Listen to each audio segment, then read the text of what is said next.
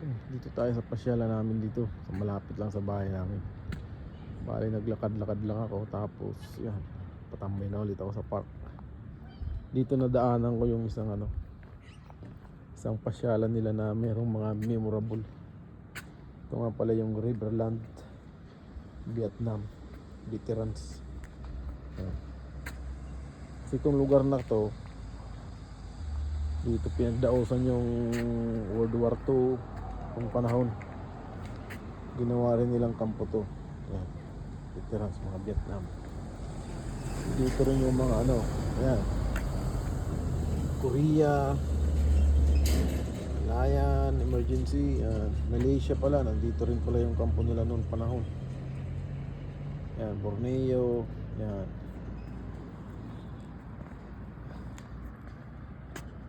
Yan. Yan, mga taon, mga bansa na naggera nung panahon dito sa area na to. Dito sa Australia, South Australia pala. Yan, yan yung mga bansa na nakipaggera nung panahon. Yan, may mga taon pa yan, no? Grade 1 pa lang ako niyan. Ito, grade 1 hanggang 93. Grade 3 ata ako niyan eh. Yan. Dito rin, meron din dito yung yan, Riverland Branch. Dito naman yung Somalia, 1993, 1995. So East Timor, yan, 2003 Iraq War. Dito rin pala, ipag-era din pala to. Itong area kasing to, naging war zone to nung panahon eh. Dito sila nagbakbakan eh. Ito, Afghanistan war. Pero ngayon tahimik na sila ngayon. Noon pa yan. Yan. Kaya ginawa nilang memorable yun. Riverland Vietnam Veterans. Ganda, di ba? World War II. Tahimik na sila ngayon. Yan. Tayo sa pasyalan.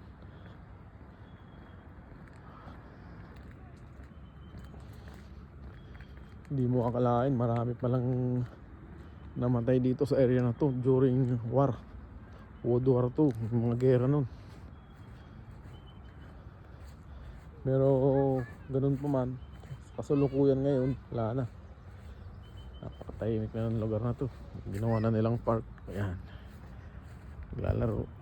Ito, pwede ka pa rito mag-exercise. Ganda. Yung area, diba? Bali hanggang dun yan. Malayo.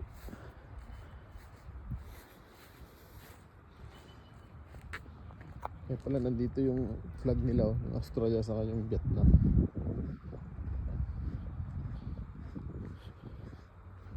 Lagi yan.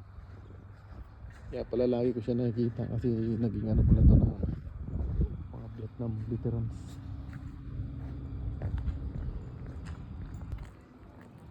Saka dito pala karamihan sa park nila malinis.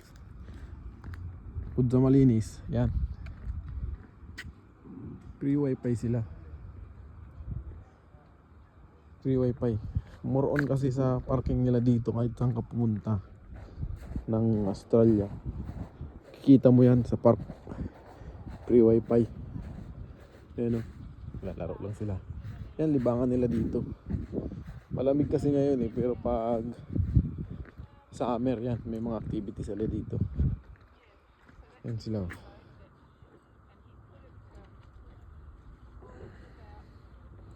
Kasawa yan, pero ganyan lang yung libangan nila.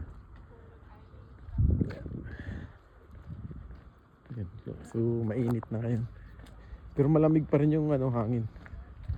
Lumabas na yung haring araw, pero sarap. Mainit na malamig. Yan. Diba? Ganda.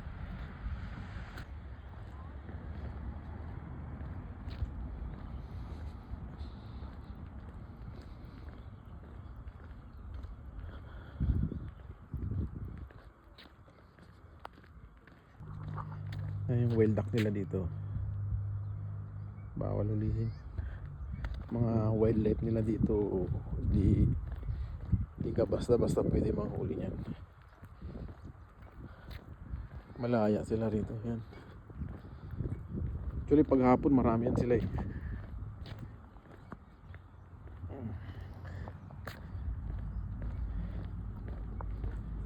Yan, sige.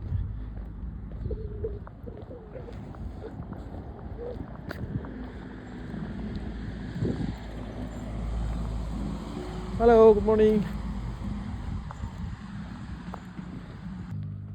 Ito, meron pa sila ditong exercise. Yung ganyan yun. Sa park, lahat yan meron. Gandun.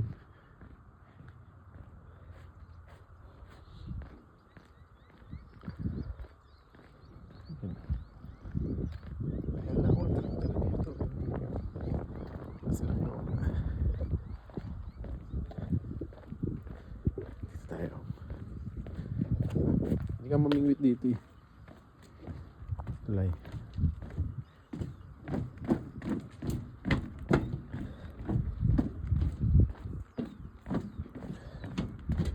Sila.